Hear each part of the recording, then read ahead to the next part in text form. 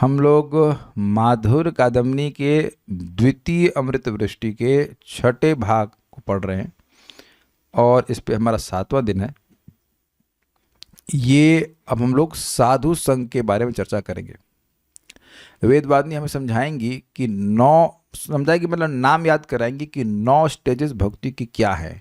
और हर दिन यहाँ उपस्थित भक्तों में से अलग अलग व्यक्तियों को पूछूंगा, किसका टर्न आएगा हमको नहीं पता, लेकिन 9 स्टेज आपको याद होने चाहिए। तो अब बताइए शुरुआत कहाँ से होती है भक्ति की?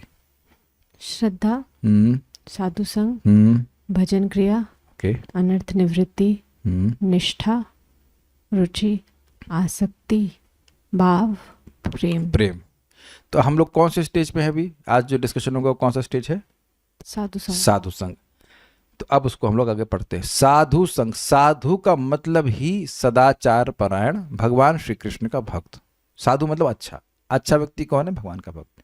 अगर आप लोग को याद हो तो सत शब्द की व्याख्या भगवान ने गीता में से कही थी, सद्भावे साधु भावे च सतत प्रयुज्यते, ऐसे करके श्लोक था कि सत शब्द की व्याख्या भगवान के अर्थ में, ब्रह्म के अर्थ में और साधु भगवान के भक्त के अर्थ में की जाती है। साधु संग ततश्चाश्रित गुरुचरणस्य तस्य जिज्ञासमान सदाचारस्य तत्शिक्षैव सजातीय आशय स्निग्ध भक्त भिज्ञ साधु संग भाग्योदय। इतना बोले हैं श्रीला विश्वनाथ चक्रवर्ती ठाकुर। अब उसको हम अनुवाद को पढ़ते हैं। श्रद्धा के उत्पन्न होने पर साधु संग प्राप्त होता है। अब ये हो गया गड़बड़। कितने लोग सहमत हैं कि श्रद्धा के उत्पन्न होने पर साधु संग प्राप्त होता है? निशा माता जी, इसमें क्या गलती लग रही है आपको? माइक पे लीजिए, माइक पे बताइए। श्रद्धा से पहले भी साधु संग प्राप्त होता है, लेकिन वो अनप्लैंड होता है और अब श्रद्धा के बाद प्लान्ड करते हैं। परफेक्ट उत्तर। सत्संगात जायते श्रद्धा, ये सुना था ना आपने? पिछले इसमें सुना था। तो सत्संग से, साधु संग से ही श्रद्धा आती है, लेकिन वह अनप्लैंड साधु संग है। अचानक उसने भक्तों की संगत देख ली, कीर्तन देख लिया, तो उसको कुछ रुचि हो गई, फिर वो और इंक्विजिटिव हो जा रहा है। तो वो अब जब और इंक्विजिटिव हो रहा है तो वो पूछेगा कि भाई भक्ति कैसे करी जाए। आप में से कुछ लोगों के साथ पूछा गया होगा कि प्रभु जी दीक्षा कैसे मिलती है, या आपके मन में भी होगा जिन लोगों की दीक्षा नहीं हुई, दीक्षा कैसे होती है, हम जब कैसे इम्प्रूव करें। आप यहाँ सभी भक्त लोग जो आए हो, चाहे दीक्षित हो चाहे नहीं दीक्षित हैं, लेकिन आप जब प्रवचन सुनने जाते हैं तो एक स्प्रिया होती है ना कि हम उसके द्वारा अपनी भक्ति में कैसे प्रगति कर सकें। क्या इस इच्छा से हमने अपना जिंदगी का पहला प्रवचन सुना था? कल्याण प्रभु प्लीज गिव आंसर। नहीं रुकिए, प्रभु जी भी तो हैं यार, गेस्ट अपीयरेंस। हाँ बोलिए, माइक पकड़िए, ऑन करना, ठीक है। हाँ, तो क्या इस इच्छा से आपने अपने भक्ति का पहला प्रवचन सुना था? कहाँ सुने थे आप पहला प्रवचन? माइक पे बताइए। सुने पहला प्रवचन कहाँ सुने थे आप? पहला टीवी पे। तो टीवी पे? कौन सा टीवी? मतलब टीवी पे किसका सुना था आपने? अमोघ लीला प्रभु। अमोघ लीला प्रभु का। तो उस समय क्या आपकी इच्छा थी कि भक्ति में प्रगति करने के लिए मैं अमोघ लीला प्रभु का प्रवचन सुन रहा हूँ? नहीं, बस मैं यही चाहता हूँ कि आप समझ जाएं, इसीलिए मैं धीरे धीरे जा रहा हूँ। क्या सभी लोग इस बात का समर्थन करेंगे? कौटिल्य प्रभु, यू एग्री? पहला प्रवचन आपको पता ही नहीं था कि वो बोलेंगे क्या, भक्ति क्या होता है, कुछ पता ही नहीं था। इसीलिए तो भक्त लोग अलग अलग नाम से देते हैं, discover your self, what is that, personality development, value based personality development, ऐसे छुपा कर बोलते हैं ताकि जो तथाकथित अश्रद्धालु हैं वह भी आ ही जाएं। जैसे अब अगर वहाँ नामनिष्ठ प्रभु बोलते कृष्ण भक्ति कैसे करें, तो मैंने कहा तुम करो हमें क्यों बोल रहे हो, हम तो नहीं आने वाले हैं। तो आप कॉलेज प्रीचिंग को देखेंगे तो स्पष्ट, अगर इस तरह की बात आप देखेंगे कि वो लोग ऐसे नाम दे देंगे तो कभी नहीं आएंगे। एक वो ड्रामा लिखे पुणे में, आजा मिल, कथा सुनाए आजा मिल की और नाम दिए आजा मिल। तो ये लव स्टोरी लग रही कि नहीं? आजा मिल, ऐसा लग रहा है कि कोई हीरो हीरोइन की बात हो रही है, लेकिन कहानी सुना दी आजा मिल की। तो उम्मीद है कि आप समझ पा रहे होंगे कि पहली जो साधु संघ है वह अनप्लान्ड था। उसके बाद अब ये जो साधु संघ है वह योजना बना के किया गया साधु संघ है। कल हम लोग महाराज की क्लास में गए थे तो माता जी आपको वेदवाद ने आपको कोई योजना नहीं बनानी पड़ी। अच्छा 7:15 से क्लास है तो 5:30 6:30 हमारी क्लास समाप्त होगी तो हम खिचड़ी बना लेते हैं कि जल्दी खा के पहुंच जाएं। तो आप देखिए बड़ी योजना बनाए तब जाके पहुंचे, नहीं तो नहीं पहुंच पाते। तो ये चीज एकदम क्लियर हो रही है कि साधु संघ से ही श्रद्धा आई है, लेकिन अब जो साधु संघ है वह प्लान्ड साधु संघ है। किसने प्लान किया? जिसके हृदय में श्रद्धा आ गई है। उम्मीद है कि क्लियर हो गया होगा। ठीक है, ये ग्रंथ इसलिए बहुत मजेदार है कि जो कुछ भी आपकी भक्ति में घटित हो रहा है उसको आप बिल्कुल सिस्टमेटिकली सीख रहे हो। यद्यपि आप उसको नहीं भी जानते हैं, लेकिन सब लोग उसी पथ पर आ रहे हैं। मैं फिर रिपीट कर रहा हूं, यहां पे एक भी वैसा व्यक्ति नहीं है जो कोई और क्रम से आया हो। स्वीकार है सबको? अभी तक सब लोग, कहीं भी आपको डाउट लगे ना, हम बहुत स्लो जाएंगे, चाहे 6 साल लग जाए, लेकिन एक बात समझ लीजिएगा कि जो भी भक्ति में आया है, मैं बहुत प्रसन्न होऊंगा अगर आप ये समझ पाए कि हाँ भाई ये क्रम मेरे संग हो रहा है, तो इसी प्रकार अन्य लोगों के संग भी क्रम होगा, इसी प्रकार सभी के लिए क्रम होगा, unless they get some special mercy, जो कि बहुत रेयर होता है। भाई आप लोग भी तो फर्स्ट नर्सरी में पढ़े ना? आप कहाँ से पढ़े थे? नर्सरी? साइंटिस्ट प्रभु आप नर्सरी पढ़े थे फर्स्ट? अच्छा, आप लोग का थोड़ा सिस्टम अलग था। कल्याण प्रभु भी नर्सरी फर्स्ट सेकंड थर्ड ऐसे करके होता है, सभी का इसी प्रकार से होता है। इसे नेचुरल फ्लो, क्योंकि जो समस्या किसी व्यक्ति को नर्सरी में आती है वो फोर्थ में नहीं आती। Is it sinking in? जो समस्या नर्सरी में आती है तो नर्सरी में आती है। अब ABCD आप लोगों के लिए कोई समस्या नहीं होगी। अनंत आपके लिए कोई समस्या है ABCD? अच्छा, कभी आपके लिए ABCD समस्या थी? Very good, it's amazing boy. देखिए बिल्कुल पकड़ गया कि नर्सरी में जब छोटे थे तो ABCD याद करने लगता था कि हमने बहुत बड़ा एक पुरुषार्थ कर लिया। ABCD आए जो भी है, हमारा बच्चा ABCD बोल लेता है। अब मैं कहूँ देखिए कल्याण प्रभु ABCD बोल लेते हैं तो ये कौन सा बड़ा पुरुषार्थ कर लेते हैं? मैं मजाक बना रहा हूँ, अपना मजाक कर रहा हूँ। मैं कहूँ कि आपको पता है मुझे क नहीं आता है या आता है ना, व्हाट डू यू केयर, उससे क्या फर्क पड़ता है? तो इसलिए भक्ति कर रहे हैं, जिस भक्ति के स्टेज पे होंगे उसी की समस्याएं या जो भी आपको एडवांटेजेस मिलेंगे, भक्ति करते रहेंगे, श्रद्धा बढ़ती चली जाएगी और फिर वो परेशानियां भक्ति देवी ही नष्ट कर देंगी। ये आगे भी सूत्र समझ लीजिएगा, ये आगे भी काम आएगा आपके इसमें अनर्थ निवृत्ति आदि में, भजन क्रिया अनर्थ निवृत्ति में। ठीक है, श्रद्धा के उत्पन्न होने पर साधु संग प्राप्त होता है। ये लैंग्वेज देख रहे हैं आप? हमें बड़ा अच्छी लग रही लैंग्वेज।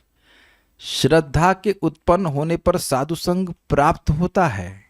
बहुत सुंदर पकड़ा वेदवादी ने कि हम सोच रहे हैं कि हम साधु संग करने जा रहे हैं, जबकि हमें साधु संग प्राप्त करवाया जा रहा है भगवान के द्वारा, क्योंकि हम मतलब वो कोई भी साधक उन विशिष्ट लोगों में से हैं जिनके हृदय में श्रद्धा है।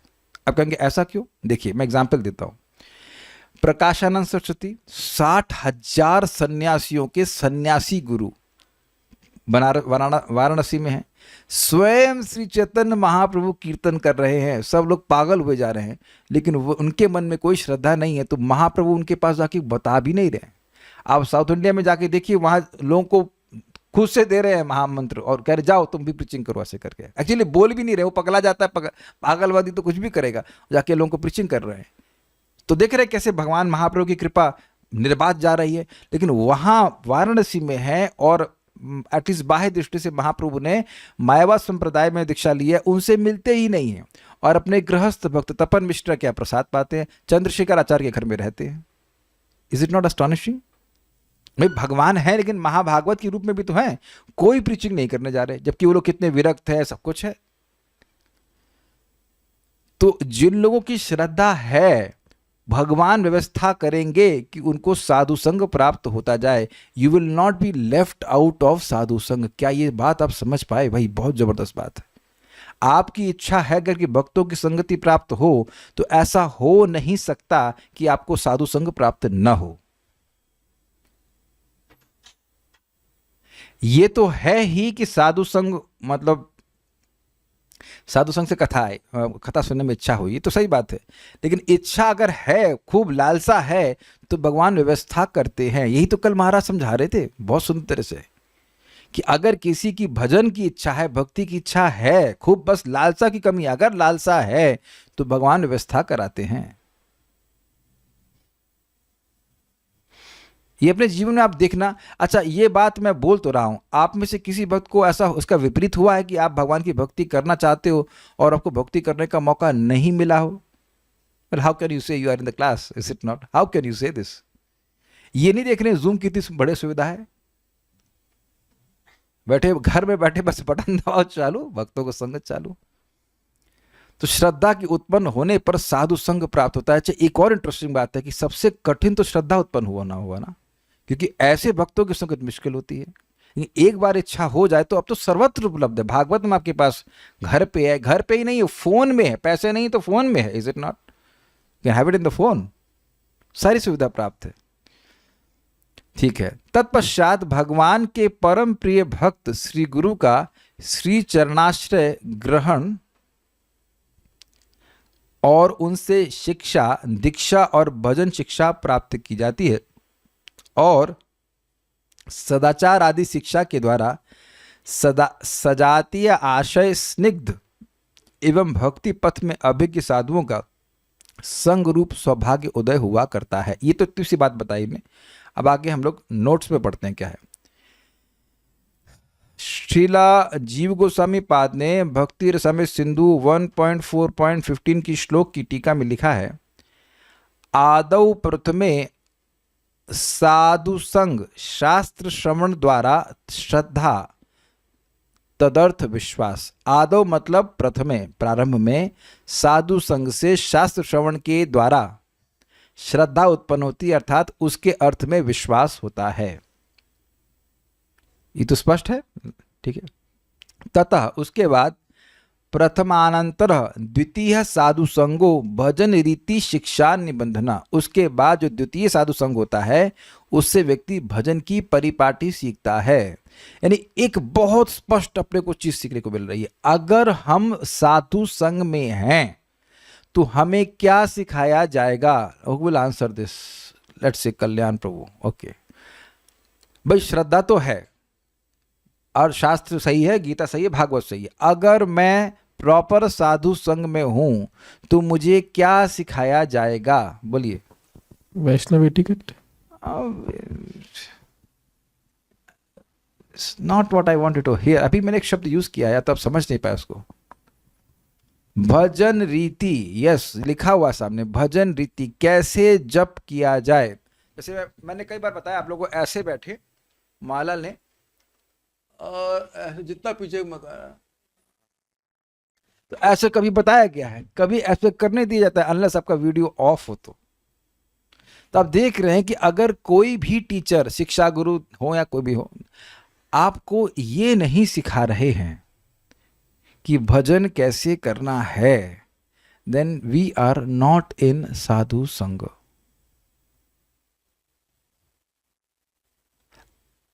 आप देख रहे हैं मैं पीछे तरफ से ले रहा हूं कि साधु संग में भजन की रीति सिखाई जाती है। दो चीजें हैं, जो वाकई साधु संग करना चाहता है उसके हृदय में भी भजन सीखने की इच्छा होनी चाहिए और उधर से भी भजन सिखाया जाना चाहिए। हम नाम नहीं जानते उस व्यक्ति का, लेकिन हमको एक व्यक्ति मिले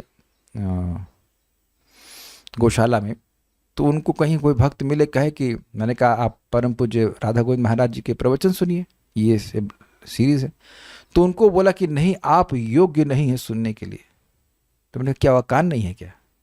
नए नए व्यक्ति भी सुन करके इतना प्रेरणा प्राप्त करते हैं, भक्ति में इतना आगे बढ़ते हैं। तो फिर कभी कोई मुझे पूछता है, अच्छा परम पूज्य राधा गोविंद महाराज आपके गुरु जी हैं? मैंने कहा हाँ।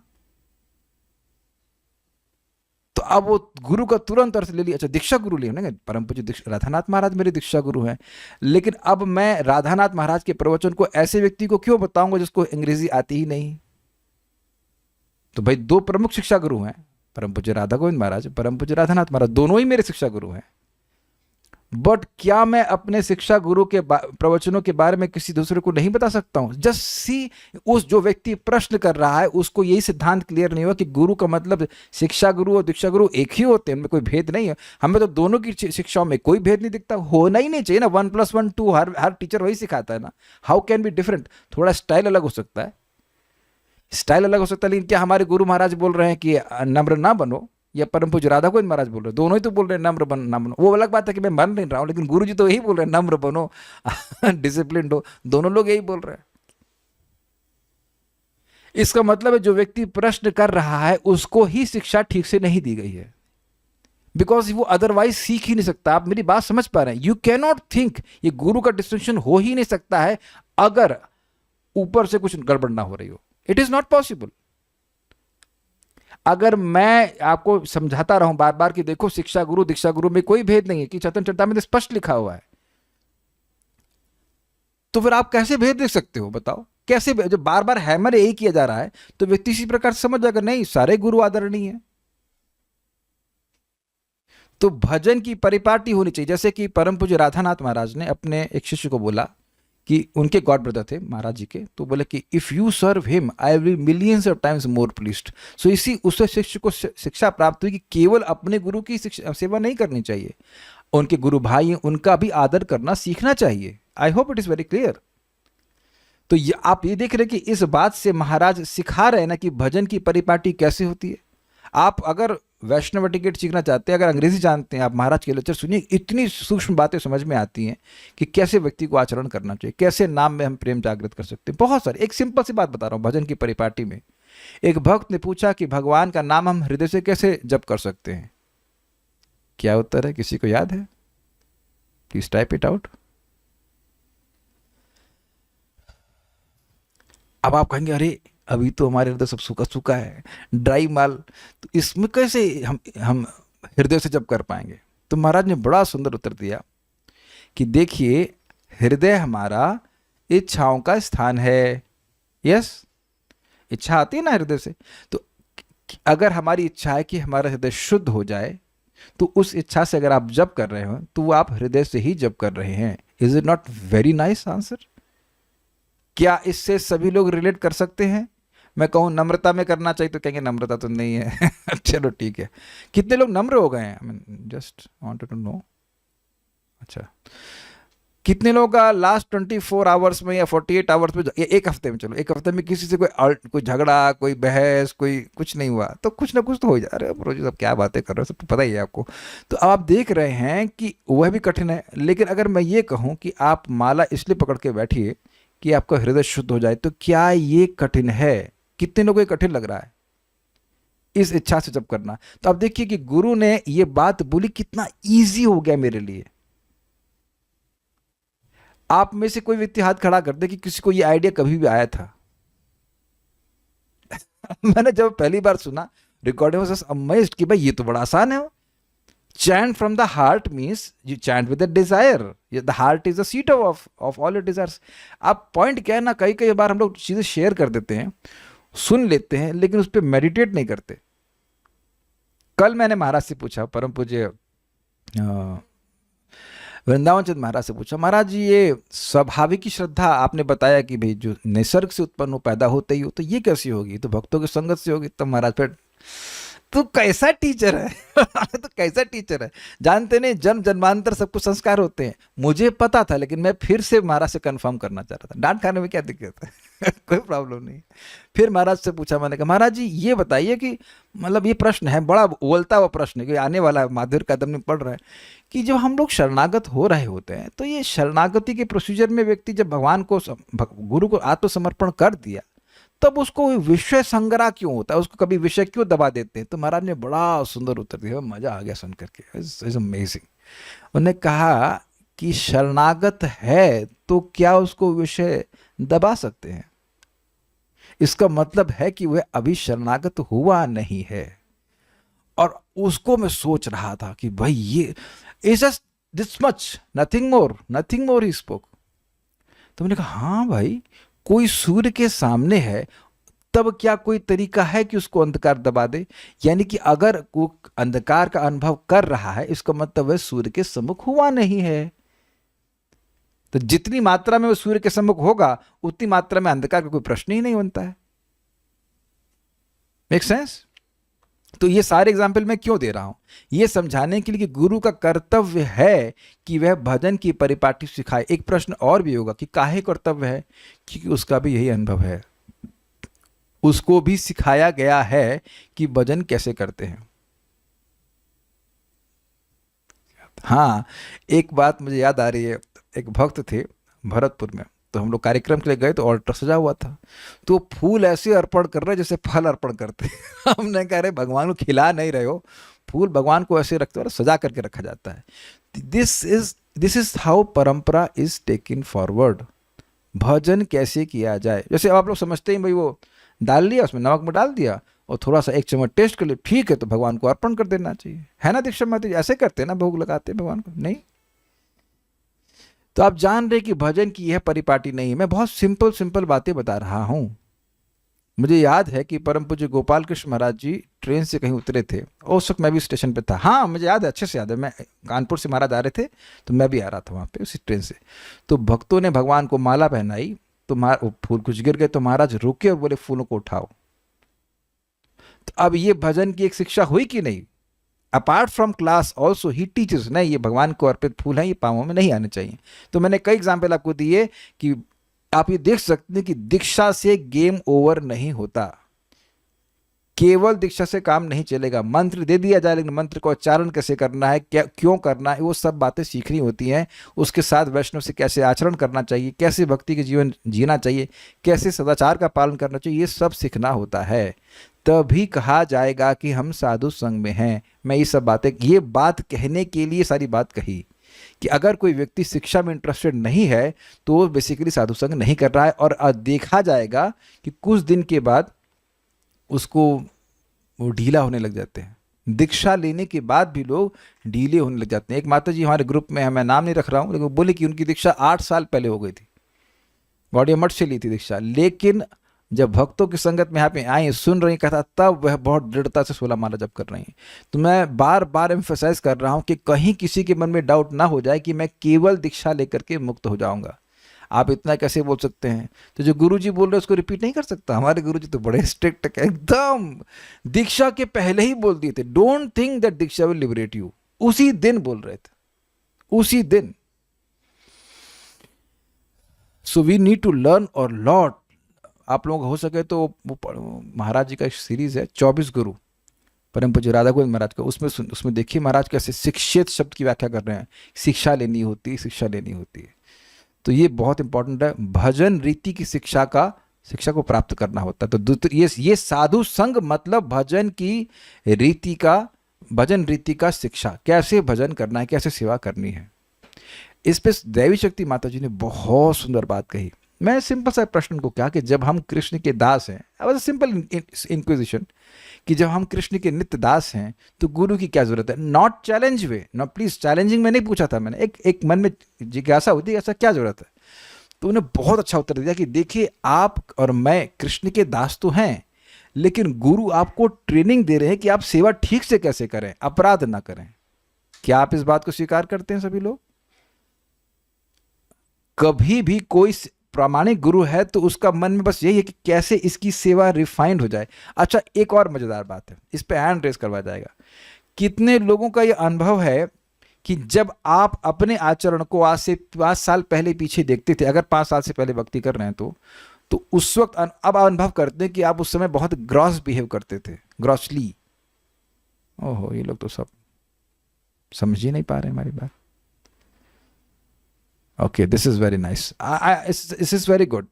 मतलब अच्छा, चलिए एक और हम प्रश्न करें। आप में से कितने लोग स्वीकार करेंगे, ये तो शायद लोग हाथ ना खड़ा करें, कि आपने अपने सीनियर्स को परेशान किया था जब आप नए थे? हम भी हैं, सर को इतना परेशान किया, यू डोंट नो। और तब हम लोग को लगता था ये इतना परेशान क्यों हो रहे हैं ना, हम तो इतनी कोई बड़ी गलती नहीं कर रहे। Why is getting so much angry over small thing, this is small thing, you know, such small thing. जैसे महाराज सर ने कहा कि आज शनिवार का कार्यक्रम है तो प्रसाद तुम बना दोगे? हाँ, हमारा प्रभु जी बना देंगे। केवल पोहा बनाया, क्योंकि चटनी बनाने में आलस आ रहा था। देख रहे हैं कितने नालायक थे। हमको आज भी याद है, सर बाद बोले चटनी नहीं बनाए तुम, तो फिर वो बात याद रही। तो एक बार फिर हम यात्रा में गए तो मैं उपमा भी बनाया और चटनी बनाया खूब जम करके, एकदम फिनिश हो गया। सर बोले अच्छा बना, अच्छा बना। सर बड़े अच्छे थे हमारे, सर बड़े अच्छे हैं मतलब। But I know what are कुछ मुझे खूब टाइम था, मैं केवल आलस में नहीं बनाया कि यार बना तो दिया ना पोहा, ठीक है। या हम अच्छे से याद है, शनिवार का कार्यक्रम होता था सब खाए बना लिया, सब कुछ खा पी लिया, खूब बढ़िया। उसके बर्तन मांजने से, कोई बर्तन मांजने के लिए कह ना दे इससे पहले अरे सर यार कल असाइनमेंट है, जबकि संडे होता था, कल असाइनमेंट है, ये वो करके सब भाग जाते थे। हमारे पवन प्रभु धीरे धीरे बेचारे घिसते रहते थे, एक और भक्त घिसते थे। तो अब देख रहे हैं नालायकी। लेकिन सर ने सहा, हम लोग को सहा, काफी सहा है, there is no doubt about it. तो अब लगता है कि ऐसा हम कैसे कर सकते थे। और आप देखना, भक्ति करते रहेंगे ना तो यही रिव्यू आपको हर 5 साल में मिलेगा, अरे यार ये कैसे कह सकते, कैसे हम बर्ताव कर सकते थे।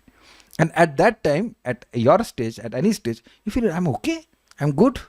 लेकिन इसीलिए बार बार शिक्षा ग्रहण करनी पड़ती है, डांट भी खानी पड़ती है कि भाई हम इम्प्रूव करना है।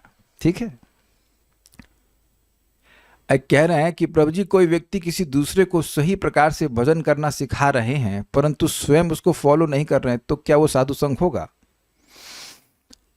ये आप मेरे को बोल रहे हैं क्या? मैं तो बहुत सारी बातें सिखाता हूँ जो पालन नहीं करता, लेकिन जब पालन नहीं कर पाता हूँ तो याद आता है अरे मैंने तूने सिखाया तो था यार, कुछ तो पालन करो, 10% 20%। देखिए एक बात आप समझ लीजिए, मैं इसमें लिख देता हूँ, शुभ कृष्णदास एट अनर्थ निवृत्ति, आई एम नॉट अ निष्ठा। इतना हमें ज्ञान हो गया है पढ़ पढ़ करके कि भी मैं अनर्थ निवृत्ति पे हूँ।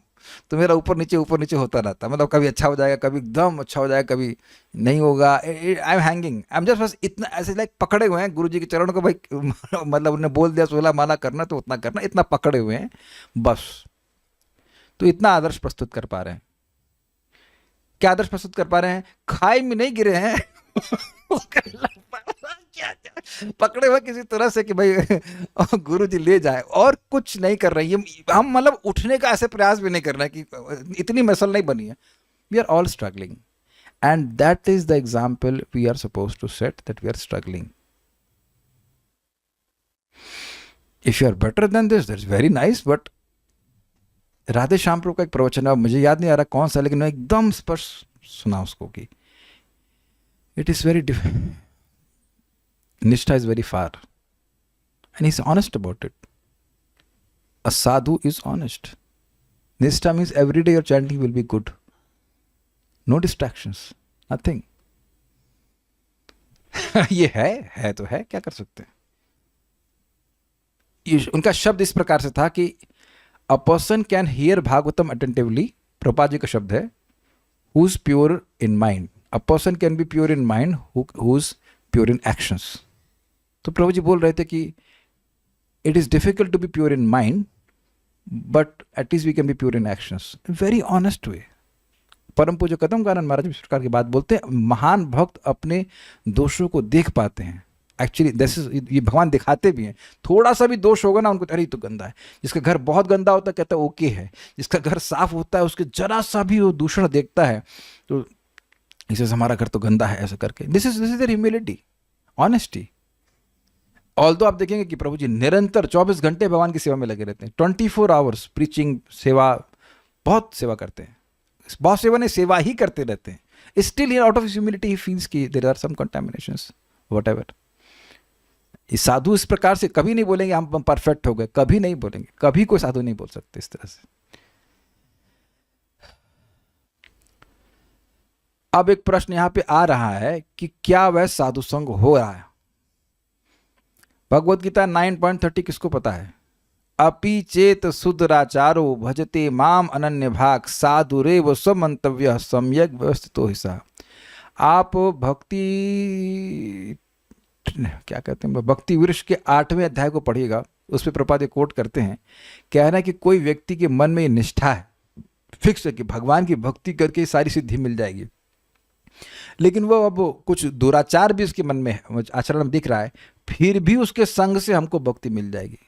देखिए एक बात मैं फिर रिपीट कर रहा हूं, जो दुराचार आप में मान लो भक्ति में नहीं आने के बावजूद भी नहीं था, वो किसी भक्त में भक्ति में आने के बाद भी हो सकता है।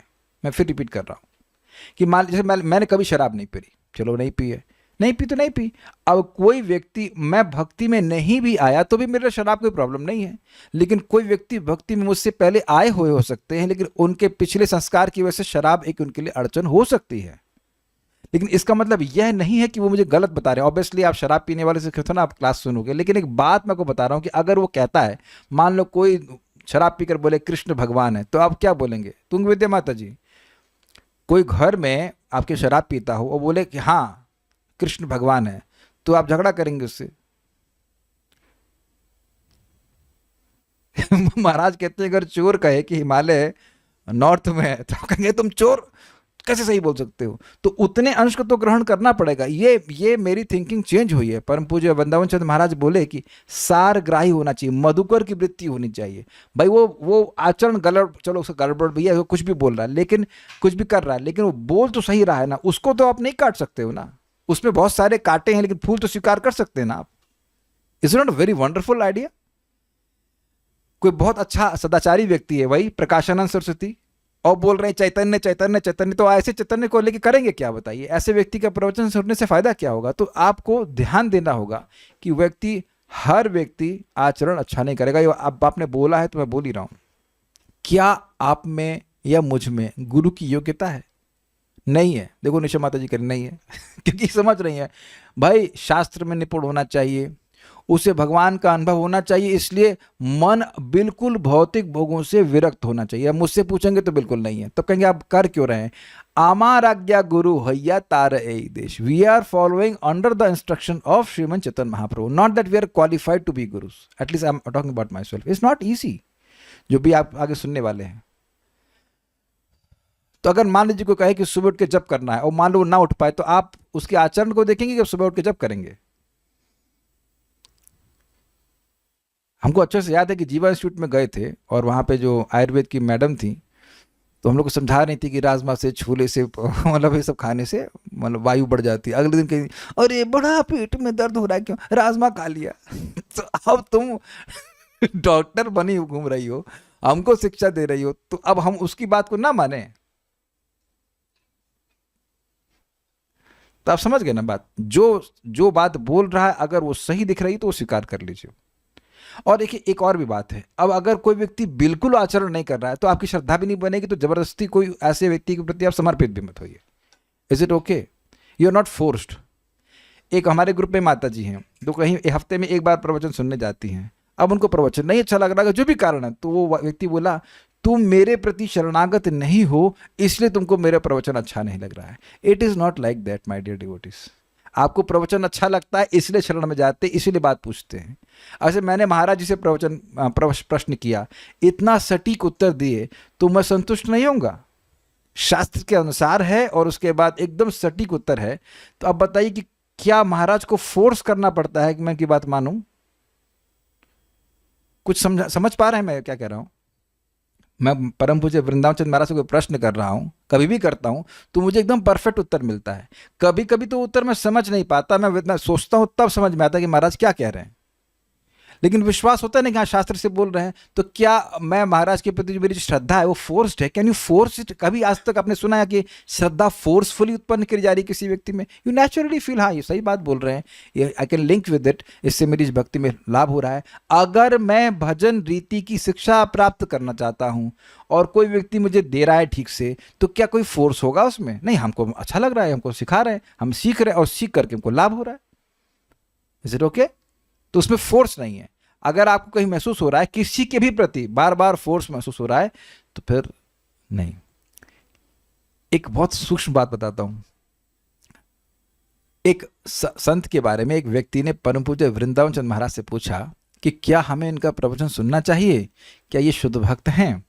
तो महाराज ने बड़ा जबरदस्त उत्तर दिया, कहा कि अगर उनके प्रवचनों से आपको शुद्ध भक्ति करने की प्रेरणा मिल रही है तो वह शुद्ध भक्त हैं। कैच किया उत्तर? क्या डीप उत्तर है। अगर व्यक्ति के प्रवचन सुनकर के व्यक्ति को लग रहा है कि भाई हम भौतिकता में आगे बढ़े, तो वो तो शुद्ध भक्त नहीं है, वो तो फिर वही बातें बोलेगा। लेकिन अगर उनकी शिक्षा से हमको महसूस हो रहा है, हमको प्रेरणा मिल रही है कि हम भक्ति में शुद्ध भक्ति के पथ पे आगे बढ़े, तो शुद्ध भक्त। दैट पोटेंसी, अब समझिए और खोल करके, वह that potency to inspire a person to aspire for pure devotional service is a symptom of a pure devotee. मैं समझा पाया? किसी व्यक्ति में शक्ति हो कि दूसरे को इंस्पायर कर सके कि वह शुद्ध भक्ति प्राप्त करने की लालसा से युक्त हो जाए, तो वह शुद्ध भक्ति का ही लक्षण है, क्योंकि उस व्यक्ति में भी शुद्ध भक्ति की ही लालसा है, तभी वह ऐसा बोलेगा। अगर मेरे हृदय में, देखो सिंपल सी बात है, जैसे आप मान लीजिए आईआईटी में सेलेक्ट होना चाहते हैं, तो उन लोगों की संगत करते हैं जिनके हृदय में ऐसी लालसा होती, तो वही सब बातें करते रहते हैं और फिर व्यक्ति को वैसी लालसा मिल जाती। दोनों का सिलेक्शन नहीं हुआ है, लेकिन बातें करते हैं ऐसी, बिकॉज ऐसी लालसा है। तो उसी प्रकार से जो व्यक्ति के हृदय में लालसा है कि हमें भगवान के चरणों की प्राप्ति हो जाएगी, तो वो वही बातें बोलेगा। मैं नाम तो नहीं रख सकता, मेरे रिश्तेदार से आप बात करेंगे तो आपको हमेशा बात ये मालूम चलेगी पैसे कैसे कमाते हैं। कोई और लालसा मन में है ही नहीं, कोई और है ही नहीं टॉपिक ऑफ डिस्कशन। तो आप 5-6 बार 10 बार सुनेंगे तो शायद आपके मन में भी आइडिया आने लग जाएगा कि हाँ, जो पैसे कैसे कमाते हैं। What you can do, what is inside comes outside. ये सब महाराज जी के शब्द हैं। परम पूज्य राधानाथ महाराज कहते हैं, a devotee is known by his aspirations. चाहे खाई में पड़ा हो, लेकिन वो देख रहा है कि भगवान के चरणों की प्राप्ति करनी है। तो हम अभी तो समय हो गया, लेकिन आगे बढ़ते हैं। सर्वप्रथम साधु संघ में भक्ति शास्त्रों के श्रवण के द्वारा श्रद्धा अथवा शास्त्रों के वाक्यों में सुदृढ़ विश्वास होता है। अच्छा, इसके बाद वाली बात इंटरेस्टिंग, इसके बाद भजन रीति की शिक्षा के लिए दूसरी बार साधु संघ होता है। एक और बात समझने वाली है, जब हम लोग गीता भागवत आदि को सुन रहे हैं, जरूरी नहीं है कि तुरंत भजन शुरू हो जाए, लेकिन जब व्यक्ति बार बार सुनता है तो उसका विश्वास बनने लगता है कि शायद ये बात सही है। क्या आप, अच्छा कितने लोग यहां पे हाथ खड़ा करेंगे जिनने एक बार सुना था कि नाम से अनंत जन्म के पाप नष्ट हो जाते हैं और विश्वास हो गया था? Only by once. एक भक्त हैं, 2, 3, और उसके बाद आपने किसी भी उस व्यक्ति की निंदा नहीं करी जिसने एक बार भी हरे कृष्ण बोला हो। अब हाँ, मेरा दूसरा हाथ खड़ा कीजिएगा, देखते कौन हीरोइन आप पे हैं। हीरोइन इधर, हाँ जरा फिर से सेकंड प्रश्न का उत्तर दीजिएगा। आपको ये विश्वास हो गया कि अब ये व्यक्ति पूरी तरह धुल गया है और इसने नाम बोल दिया है, तो अब इसकी हम निंदा नहीं करेंगे।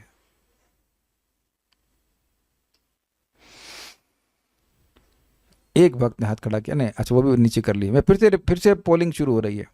आपको ये पूर्ण विश्वास है कि एक ही नाम से उसके सारे पाप धुल गए। जो आदमी एकदम धुल गया हो, दूध का धुला हो, बिल्कुल पाप रहित, तो उसकी तो निंदा जरूर करी जानी चाहिए। क्यों भाई, है ना? नहीं करी जानी चाहिए। अनंत प्रभु भी कह रहे नहीं करनी जानी चाहिए। तो कितना विश्वास हुआ है? स्मरण तो फिर अच्छा, विश्वास तो हृदय में बना रहता है ना सीधे। विश्वास है ना कि मांस नहीं खाना चाहिए, ये सामने आता है तो भूल जाते हैं कभी। हर बार आपको हमेशा याद दिलाते हैं ना कि मांस नहीं खाना चाहिए। हर दिन कोई व्यक्ति याद दिलाता है मांस नहीं खाना चाहिए। विश्वास है ना कि नहीं खाना चाहिए। वो जो दारू नहीं पीना चाहिए, तो हर दिन तो याद रखते, देखो दारू मत पीना, दारू मत। सामने आ जाए तो अरे याद भूल गए, प्रभु जी भूल गए दारू नहीं। कभी ऐसा होता है कि आप ऐसे किसी ने गलती से पकड़ा दी हो, अच्छा अरे याद ही नहीं रहा दारू पीने। तो आप देख रहे कि विश्वास मतलब विश्वास नहीं, दारू नहीं पीना है, नहीं पीना ना, तो भूलने की तो बात गलत है। विश्वास है कि एक ही बार नाम से सारे पाप धुल जाते हैं, तो काहे निंदा करेंगे, वो तो पवित्र हो गया ना। इसको मतलब अभी संदेह है। तो बार बार सुनने से व्यक्ति पवित्र होता है। अच्छा, अपने से कभी गलती हो जाए तो मन में आता है ना, ये तो नाम भी मेरा उद्धार नहीं कर सकता है, मेरे सिवाय सा पाप हो गया। बहुत बार लोग बोलते हैं, भले आप ना बोलें, लेकिन ऐसा कुछ लोग बोलते हैं, प्रभु जी बस हो गया, खत्म हो गया, फिनिश हो गया। क्या फिनिश हो गया? तो मैं खाली बोल रहा हूं कि नाम इतना महान पुण्य देने वाला है। अगर विश्वास तुरंत हो जाए तो लोग तुरंत जप करने लग जाए, लेकिन बार बार सुनता है तो अब धीरे धीरे विश्वास जमता है और फिर व्यक्ति भगवान की भक्ति करने लगता है। ये बात बोल रहा है कि जरूरी नहीं कि सुनना शुरू किया है, उसका विश्वास हो गया है तो तुरंत ही वह भजन करने लग जाए। It may take some time. कि वो एक बार आया, जब करना शुरू नहीं किया, 2 बार आया, 3 बार 4 बार आया, फिर वो कुछ 11 महामंत्र करना शुरू करता है, एंड देन लाइक दैट। ये बात बता रहे हैं। हम रुकेंगे यहाँ पे, उसके बाद तो आगे क्या है, उसके बाद हम आगे चर्चा करेंगे। इसको थोड़ा सा पढ़ के फिर यहाँ पे भागवत वाला टॉपिक वहाँ पे रोक देंगे। श्री गुरुदेव ही भवसागर को पार कराने के लिए कर्णधार अर्थात नाविक के समान है। मतलब नाव हो लेकिन नाविक ना हो तो फिर कैसे, नाव तो सागर में ही पड़ी रहेगी, इसलिए नाविक होना जरूरी है। उनके श्री चरणाश्रय के बिना इस भवसागर को पार करने और भक्ति प्राप्त करने के लिए कोई भी अन्य उपाय नहीं है। इसलिए श्रीमद् भागवत में कहा गया है, क्या कहा गया हम कल सुनेंगे, लेकिन यहाँ एक बात हमने सीखी है। ये एक इंटरेस्टिंग बात है यहाँ पे कि कोई व्यक्ति नाविक पर सहज विश्वास रखता है ना कि हमें पार कराने के लिए ले जा रहा है इसका काम हमारा पार कराना ही है। एक सिम्टम देख लीजिएगा, बहुत मस्त, यहाँ पे लिखा हुआ है कहीं पे परिक्रमा मार्ग में, हरय शिष्य धन शोक न हरई, से गुरु पाप से गुरु घोर नरक में पड़ई। समझे, कोई व्यक्ति अपने शिष्य का धन हर रहा है हारना मतलब छीन रहा है। अरे भाई जन्माष्टमी आ गई तुमने भेजा नहीं, अरे रामनवमी आ गई ये आ गया, तुम अपना ध्यान नहीं रखते हो, भेज दिया करो। मतलब डोनेशन के लिए रख रहा है, गुरुजी लगे पड़े हैं, लेकिन ये न पूछें कि जप कर रहे कि नहीं, उससे कुछ कथा नहीं सिखाते या कुछ शिक्षा नहीं दे रहे। तो जब तक शिक्षा नहीं दे देंगे, भजन नहीं करेगा, तो केवल धन देने से शोक चला जाएगा, धन दे के भी शोक करेगा, अरे कहाँ यार बार बार पैसा देना पड़ रहा है। तो इसका मतलब है कि वह गुरु अपने कर्तव्य को नहीं कर रहा है। बिना भगवान की बात सुने जीव का शोक जाएगा नहीं।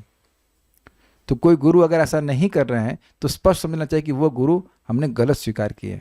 फॉर एग्जाम्पल एक बार बोल के रुकिए, हम जा रहे थे, बताया था ना कई बार अम्बाला जा रहा था मैं, तो एक व्यक्ति को बोला कि हाँ आप कहाँ से, हमने कहा कौन से हैं, हम लोग भक्ति करते हैं, हाँ हमारे भी गुरु हैं। अच्छा तो फिर करे यार फ़ोन में नाम देखना गुरु जी का नाम क्या है, ओ तेरी, और इट्स लाइक नो अब चश्मा कहाँ है मेरा हम कई बार पूछते हैं चश्मा कहाँ है। तो इस तरह से नहीं होता है कि आपको गुरुजी का नाम भी पता नहीं है और खाली आडंबर करना कि हम गुरुजी को स्वीकार किए हुए हैं। क्या शिष्य की योग्यता है, कब दीक्षा लेनी चाहिए, किससे लेनी चाहिए, किससे शिक्षा ग्रहण करनी चाहिए, ये सारी बातें हम भागवतम के श्लोक से सुनेंगे। महाराज जी कई बार इसको बोले हैं लेकिन उसको आराम से पढ़ाएंगे। कुछ एक प्रश्न उसको ले लेता हूँ। ये विश्वास होता है कि एक बार जो नाम लिया है वो सारे पापों से मुक्त हो गया है, वो फ्यूचर में भगवान की भक्ति करके भगवान के पार्षद बन जाएंगे, फिर भी अगर वो परेशान करते हैं तो उन पे गुस्सा आ जाता है। ठीक है। क्या गुरु के बिना हमारा उद्धार नहीं होगा? वाह दैट्स अ गुड क्वेश्चन। किससे पूछा है आपने? ये जब भी कोई मुझसे पूछता है ना कि क्या गुरु के बिना उद्धार नहीं होगा, तो हमने कहा आप मुझसे काहे पूछ रहे हैं। यानी आप मुझसे पूछ रहे हैं तो आप मुझे गुरु के रूप में स्वीकार कर रहे हैं। मैं गुरु नहीं मान रहा अपने आप को, लेकिन आप तो मान रहे हैं ना कि मैं आपसे कुछ श्रेष्ठ हूं, मैं आपको अधिक ज्ञान जानता हूं। यही तो गुरु में सिम्टम देखते हैं ना। तो मैं कोई उत्तर नहीं देता। जिसने प्रश्न किया है वो रोटी बनाना तो जानती होंगी, तो रोटी तो आप बस पैदा होते ही बनाना शुरू कर दी थी। पैदा हुई का माँ का दूध की जरूरत भी नहीं, रोटी बना के खाऊंगी, सब्जी रोटी यही कर रही थी ना। तो अच्छा कितनी माता जी लोग 5 साल की उम्र से खाना बना रही हैं? देखिए कौन यहाँ पे है तेज? नहीं कोई। अच्छा 10 साल की उम्र से, अरे तब तो हम खेलते थे कबड्डी नहीं। अच्छा 15 साल में तो आ गई होंगी खाना बनाने के लिए। ओके ठीक है, तो 12-15 साल में आप मान लीजिए बनाना सीख रही हैं। तो वो कैसे सीखी हैं आप? माँ ने पहले आपको वो दिए होंगे वो मिट्टी वाले बर्तन जिसमें कुछ नहीं पकता, उसी खेलती रहती, हाँ देखो वो तुम्हारी रोटी बन गई कि नहीं बन गई लड़कियां से खेलती हैं, उसमें कुछ नहीं पकता। हाँ kitchen set, yes exactly kitchen set आता था, हमें भी याद आ रहा है, हमारे घर में भी दीदी लेके आती थी। फिर धीरे धीरे करके कभी वो रोटी बनाना सीखती हैं, फिर चावल बनाना सीखती हैं, ऐसे करके सीखी। तो रोटी पकाने में आपको गुरु की जरूरत है और भक्ति में पकने में आपको गुरु की जरूरत नहीं है। तो ये होता ही है, चाहे हम कितना भी नाम जप करें, तो चाहे हम कितना भी नाम जप करें। देखिए अच्छा प्रश्न है, इसको चक्रवर्ती पाद एड्रेस करते हैं 6.2.9 की टीका में एंड में, कि कोई ये कहे कि भाई अजामिल तो गुरु स्वीकार नहीं किया, चला गया ना भगवान के पास, तो मुझे गुरु स्वीकार करने की क्या जरूरत है? तो ये हो गया तीसरा नाम अपराध, गुरु के चरणों में अपराध। नामा अपराध करने वाला व्यक्ति भगवान के पास नहीं जाएगा, नरक तो नहीं जाएगा लेकिन भगवान के पास नहीं जाएगा। तो चक्रवर्ती पाद कहते हैं कि ये जो अहंकार है ना कि हमें गुरु की क्या जरूरत है, हमारे पास हरि नाम है, तो ये जो अहंकार या अपराध कारण बनेगा। तो जो ये नाम जप कर रहा है इससे धीरे धीरे अपराध नष्ट होगा और अगले जन्म में गुरु की प्राप्ति होगी। वो व्यक्ति नरक तो नहीं जाएगा, नाम बोल रहा है, बट भगवान की प्राप्ति नहीं होगी। इस बात को भी आगे के नोट्स में एड्रेस किया जाएगा। बिना दीक्षा लिए किसी की मृत्यु हो गई तो क्या वो भागवतधाम जाएगा? उसका एटीट्यूड क्या है? या तो शिक्षा या तो दीक्षा, किसी एक गुरु को आपको स्वीकार करना ही होगा। अगर ये आत्मन में है कि मैं किसी को स्वीकार नहीं करूंगा तो भगवान हमको स्वीकार नहीं करेंगे। और उसका प्रमाण आप देख लीजिएगा, अहम हरे तावपादेक मूलम दासानुदासो भवितास्मि भूय मनस स्मरेता सुपतेर गुणाश्चे गणित वाक कर्म करो तुकाया। बड़ा प्रसिद्ध श्लोक है और उसमें प्रभात बोलते हैं this is the essence of Bhagavatam. हमें करना क्या है? हमें भगवान का दासत्व नहीं स्वीकार करना है, भगवान के दासों का दासत्व स्वीकार करना है, तब हम भगवान के भक्त हैं। और भगवान बिल्कुल स्पष्ट कहते हैं, जो कहता है कि वो मेरा भक्त है वो मेरा भक्त नहीं है, मेरा भक्त है ही नहीं। जो मेरे भक्तों का भक्त है वह मेरा भक्त है। Basically if we are attached to devotees then we are attached to Krishna, नहीं तो नहीं। तो किस मनोभावना में वैसा कर रहा है? पहली बार राइस बनाने पे मम्मी के बिना और बिना डालना, हाँ ठीक है पानी डालना भूल गई थी, हम भी कच्चा हलवा बनाए थे, ये सब होता है। शिक्षा दी तो विष्णु दूतों ने, हाँ वो भी ठीक है। आश्रय लैया भजे तारे कृष्ण नाही भजे त्यजे, यस ये सब बातें भी हैं। गुरु की दीक्षा लेने से क्या, गुरु से दीक्षा लेने का क्या मतलब है, क्यों लेनी चाहिए, वो सब बातें हम लोग जरूर चर्चा करेंगे। And that all comes in sadhu sanga. So thank you for giving your time. I will stop here. कल हम एक प्रश्न करेंगे कि 2 प्रकार के साधु संग क्या होते हैं, है ना। तो आज हम आपको बड़े प्रेम से समझा रहे हैं और कल उत्तर नहीं मिला तभी प्रेम से पूछेंगे क्यों याद किया नहीं। Okay don't worry, but please इतना याद रखना है, कल का क्वेश्चन ओपन कर दे रहे हैं कि 2 प्रकार के साधु संग क्या होते हैं, ठीक है। सो प्लीज इतना याद रख लीजिएगा, वो हमने बहुत महत्वपूर्ण पॉइंट यहाँ पर डिस्कस किया था। श्री माधुर्य कदमनी की जय, श्रील प्रभुपाद की जय, निताय गौर प्रेम।